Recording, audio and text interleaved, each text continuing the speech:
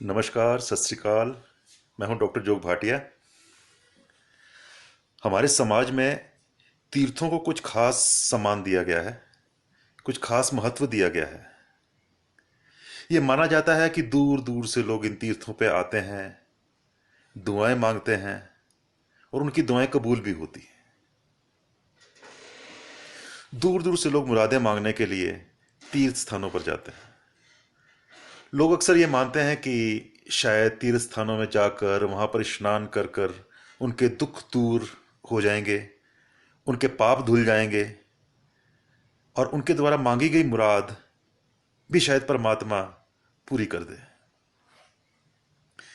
मुझे याद आती है घटना एक बुजुर्ग की, जो कि अमृतसर में रहते थे, सरदार मनोहर सिंह जी।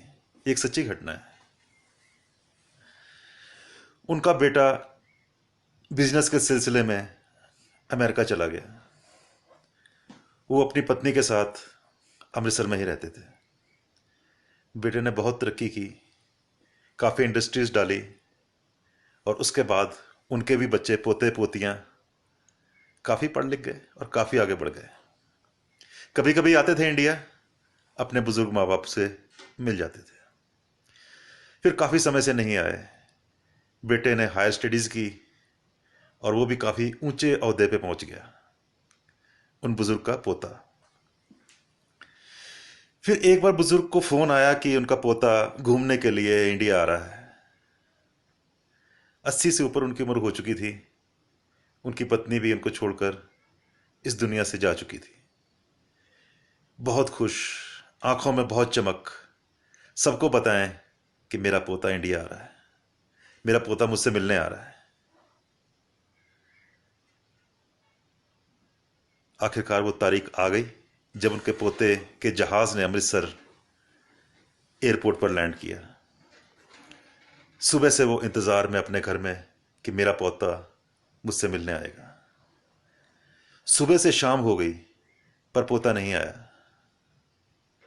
फिर पोते का फोन आया कि दादाजी सॉरी, मैं आ नहीं पाया क्योंकि गोल्डन टेम्पल में गया था, बहुत लंबी लाइन थी, टाइम लग गया बहुत ज़्यादा माँ मत्था टेकने में, और इसलिए टाइम नहीं लगा। जहाज़ का टाइम हो रहा था वापसी का, तो मैं वापस जा रहा हूँ। खैर, मेरे से मिलने मेरे कुछ दोस्त आए थे वहाँ पर गोल्डन टेम्पल में, और उनके हाथ में कुछ कपड़े आपके लिए लाया था और कुछ गिफ्ट्स आपके लिए लाया था। मैं उनके हाथ आपके घर भेज रहा हूँ।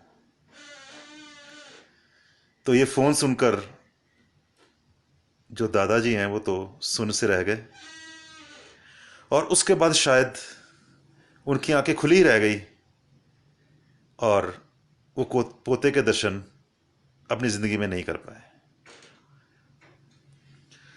तो ये एक जनून हमारे अंदर तीर्थ स्थान का, कि ये तीर्थ है, तीर्थ में जाके शायद उसे क्या मिल गया जो उसे ना मिलता अगर वो अपने दादा से मिलने आता।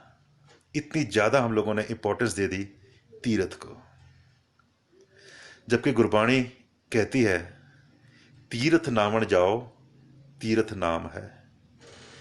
तीर्थ स्नान किसी जगह के साथ निमित्त नहीं है। तीर्थ उस परमात्मा का नाम है।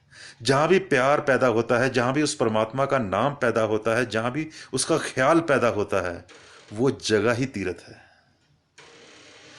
तो मैं देखता हूं कई बार आजकल भी लोग अपने बुजुर्गों से मिलने में इतने उत्सुक नहीं है जितने कि पर्टिकुलर स्थान में जाकर कि जे ही मैं तो गोल्डन टेम्पल अमृतसर में गया, वाह क्या बात है। उसी का एक अहंकार है कि हाँ, या कि मैं एक तीर्थ होके आया हूं।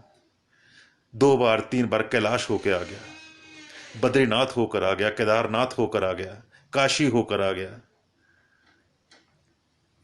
और ना जाने कहां कहां होकर आ गया, मक्का मदीना होकर आ गया।